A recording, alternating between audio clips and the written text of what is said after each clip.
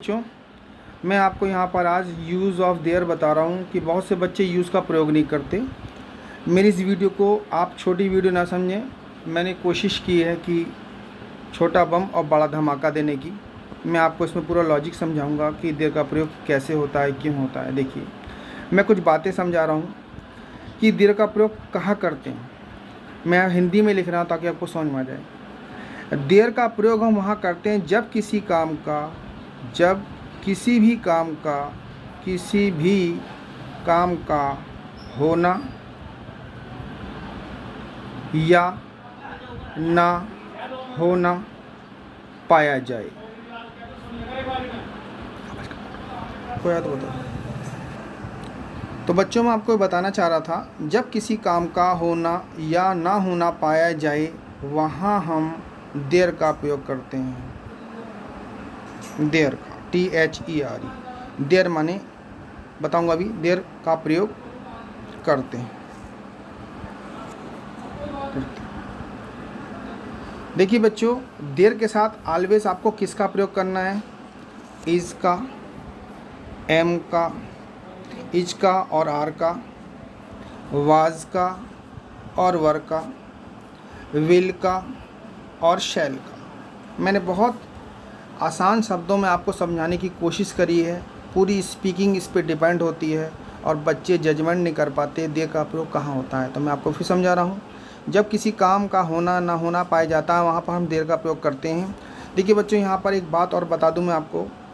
There माने वहाँ भी होता है THERE, देयर माने वहाँ, और एक और होता है THEIR, देयर माने होता है उनका।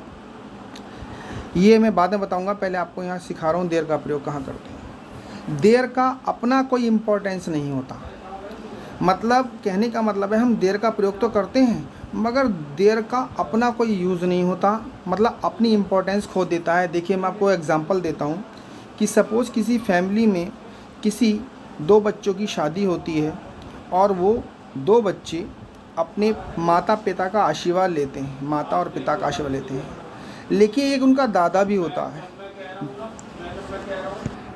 देखिए बच्चों, मैं बता रहा था कि जो दादा होता है, हालांकि दादा का उन शादी से कोई लेना देना नहीं होता। हालांकि बुज़ुर्ग हैं, सपोज वो बुज़ुर्ग हैं, काफ़ी एजेड हैं, तो उनका कुछ लेना देना नहीं होता। फिर भी हम शादी के बाद अब जो बच्चे अपने माँ बाप के चरण छूते हैं तो वो अपने दादा और दादी के भी चरण छूने जाते हैं। हालांकि उन दादा दादी को इन दोनों की शादी में कोई मतलब नहीं होता, कोई वर्क नहीं करते, फिर भी हमें उनके पास जाना पड़ता है। तो इसी प्रकार आपका देयर का, इनका कोई इम्पोर्टेंस नहीं होती। तो सेंटेंस में भी देयर की कोई इम्पोर्टेंस नहीं होती, लेकिन ये सेंटेंस को पूरा करता है। जैसे दादा दादी का ये पोता पोती हैं, तो ये सब इनसे अटैच हैं। तो इसी प्रकार बिना दादा दादी के ये दोनों भी नहीं है, तो इसी प्रकार बिना देयर के ये सेंटेंस बनाना भी संभव नहीं होता। ऐसे सेंटेंस को हम आवारा सेंटेंस भी कह सकते हैं। आवारा सेंटेंस भी कह सकते हैं क्योंकि इसमें ये नहीं पता चलता है कि कौन किससे कह रहा है, को मतलब किसके लिए कहा जा रहा है, इसमें कौन है, काम करने वाला कौन है, इसमें किससे कहा जा रहा है, ये नहीं मालूम पड़ पाता। तो आप समझने की कोशिश कीजिए। जैसे मैंने बोला कि जंगल में जंगली जानवर है, जंगली जानवर है, तो आपको कैसे बनाना है? इंग्लिश में देयर से स्टार्ट करना है। There are wild animals in the forest. बात समझ रहे हैं आप लोग बच्चों? देखिए फिर समझाता हूँ मैं, पता नहीं वो चीज़ है भी है तो। देखिए बच्चों, मैंने यहाँ पर फिर आपको समझा रहा हूँ कि जंगल में जंगली जानवर हैं, जानवर बहुत सारे हैं, तो बहुत सारों के लिए आपको आर का प्रयोग करना है। तो there are wild animals in the forest. ठीक है बच्चों, अगर मैंने आपको बोला कि टोकरी में फूल हैं, टोकरी में फूल हैं, इससे बच्चों आपको स्पीकिंग भी करनी आ जाएगी। टोकरी में फूल हैं, तो आपको कैसे बनाना है? देयर, क्योंकि फूल बहुत सारे हैं तो आर आएगा। There are flowers in the basket. Basket माने टोकरी हो गई। बच्चों स्पीकिंग तब आएगी जब आप इसको 4 बातों में कन्वर्ट कर लेंगे, जो मैंने आपको पहले की वीडियो में समझाया हुआ है कि सिंपल, नेगेटिव, इंट्रोगेटिव और डबल इंट्रोगेटिव। देखिए मैं आपको समझाने की कोशिश कर रहा हूँ, यहाँ पर हल्का सा एग्जांपल दे रहा हूँ ताकि आपको क्लियर हो जाए। देखिए बच्चों मैं आपको एग्जांपल दे रहा हूँ।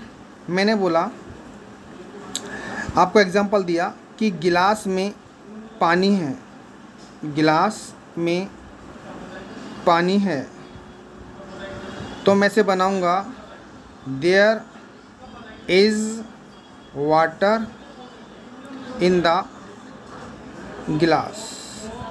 क्योंकि वो चीज़ है भी या नहीं पता नहीं है, मैं लिखवाया ना, जब किसी काम का होना और ना होना पाया जाता है तो वहाँ पर हम देयर का प्रयोग करते हैं। इसको बच्चों 4 भाषा में कन्वर्ट करना सीख लो, तभी आपको स्पीकिंग आ जाएगी। मेरा वादा है अगर आप मेरी बात को फॉलो करोगे तो यू कैन स्पीक ईजीली। देखिए बहुत इजी ढंग से, आपको कहीं सीखने की आवश्यकता नहीं पड़ेगी, स्वयं आप इसको बना लेंगे। देखिए कैसे, गिलास में पानी है, नंबर सेकंड लिखा कि गिलास में पानी नहीं है, पानी नहीं है, नेगेटिव हो गया। तो बच्चे उसको बनाना है there is no water in the glass. Number third बच्चों, अब इसका आपको इंट्रोगेटिव बोलना है, क्या गिलास में पानी है, क्या गिलास में पानी है। मेरी बात को समझिए, मैंने बहुत आसान तरीके से बताने की कोशिश की आपको। ये इंट्रोगेटिव सेंटेंस है। तो जब बच्चों क्या आ जाता है तो हेल्पिंग वर्ब शुरू में लिखते हैं, इज़ को पहले लिखना है। इज़ देयर, ये स्पीकिंग कहलाती है। Is there no, is there water, बोलिए is there water in the glass. देखिए बात को समझिए, ये स्पीकिंग में डिपेंड करता है, ये वाला थर्ड वाला। और एक फोर्थ वाला भी, जैसे हम किसी को कहते हैं क्या गिलास में पानी नहीं है, तो क्या गिलास में पानी नहीं है, नेगेटिव बोल सकते हैं हम इसको। और आप इसका ऐसे बोल सकते हैं गिलास में पानी क्यों है। देखिए मैं चौथे नंबर बोल रहा हूँ, गिलास में पानी क्यों है। तो बच्चों इस क्यों की स्पेलिंग आपको पहले लिखनी है, क्या, why is there water in the गिलास।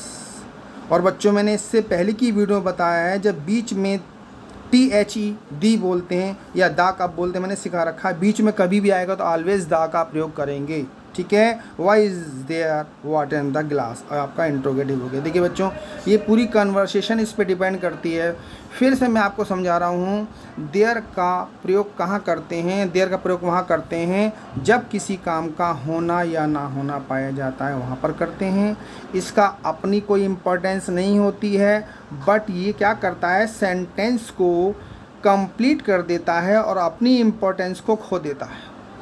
तो यहाँ पे मैंने आपको एग्जांपल दिया था ना कि दादा दादी की कोई दादा की कोई इम्पोर्टेंस नहीं होती है, शादी हो गई लेकिन इनकी कोई इम्पोर्टेंस ख़त्म हो गई, अब इनको कोई इम्पोर्टेंस नहीं देता है, फिर भी इनकी शादी होने के बाद भी बच्चे इनके पैर छूते हैं। हालांकि इन्होंने हमारी शादी में कोई हेल्प नहीं करी, बट ये कनेक्ट हैं एक दूसरे के साथ, क्योंकि इनके आशीर्वाद के बिना इन दो बच्चों की मान लो शादी नहीं हो पाती है। मतलब आशीर्वाद लिया इन्होंने कि बिना दादा दादी के हम आशीर्वाद अपने जीवन कैसे चलाएं। तो ठीक इसी प्रकार देयर का प्रयोग होता है कि देयर अपनी इम्पोर्टेंस तो खो देता है मगर सेंटेंस को बरकरार रखता है, तो वहाँ पर हम देयर का प्रयोग करते हैं। और देयर का प्रयोग मैंने आपको यहाँ बताया है। कुछ आवारा सेंटेंस होते हैं, आवारा का मतलब होता है यहाँ पर कि वो उसमें ये नहीं मालूम पड़ता कि इसमें कौन वर्किंग कर रहा है या करने वाला व्यक्ति कौन है, इसमें ये नहीं मालूम पड़ पाता। जैसे मैंने आप बहुत सारे सेंटेंस दिया, मैंने बोला कि एक बार की बात थी, या मैंने बोला कि एक बार एक राजा था। सपोज़ मैंने बोल दिया एक बार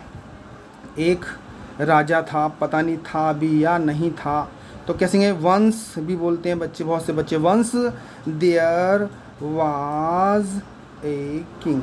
देखिए बच्चों ध्यान से, मैंने आपको यहाँ देयर लिख के दिखाया है, मगर देयर की यहाँ कोई इम्पोर्टेंस है नहीं, लेकिन सेंटेंस को कंप्लीट करने के लिए देयर का प्रयोग हो गया, क्योंकि ये सेंटेंस की अपनी कोई इम्पोर्टेंस नहीं है और बिना देयर के सेंटेंस बन भी नहीं सकता। इसलिए मैंने आपको दादा दादी वाला और इन बच्चों का एग्जाम्पल दिया था, ताकि आपको समझ में आ जाए कि देयर का इम्पोर्टेंस क्या है तो बहुत बड़ी इम्पोर्टेंस, क्योंकि इसके बिना सेंटेंस बन नहीं सकता, मगर देयर का अपना कोई महत्व नहीं है। क्योंकि जिस तरह मैंने आपको एग्जाम्पल समझाया है कि कि इनका इम्पोर्टेंस यहाँ ख़त्म हो जाता है, क्योंकि अब तो वर्किंग इन लोगों